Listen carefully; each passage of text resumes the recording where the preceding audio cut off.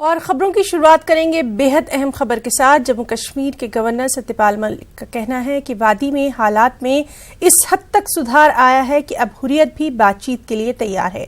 Governor ने श्रीनगर में एक तकरीब से खिताब करते हुए कहा कि एक वक्त वो भी आया था जब हुर्रियत वालों ने रामविलास पासवान के लिए अपने दरवाजे बंद कर दिए थे।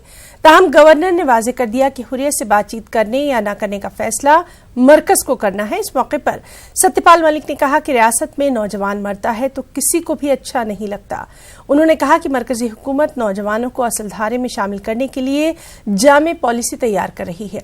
गवर्नर ने मीरवाइज मौलवी उमर फारूक की जानिब से वादी में मंशियात की लानत के खिलाफ तकरीर करने की भी सताइश की। हालात काफ़ी ठीक हैं और कोशिश करेंगे इससे भी ज़्यादा ठीक हो, आपसदारी बढ़े, लोग इस बात को समझें कि ये गन जो है फ्यूटाइल है, गन से कहीं नहीं पहुंचेंगे, बातचीत से पहुंचेंगे। मैं सिर्फ ये बता रहा हूं कि माहौल में ये फ़र्क हुआ है। बातचीत का काम दिल्ली वालों का है, जब वो चाहेंगे तब होगा, मेरा उसमें कोई मैंडेट नहीं है मुझे।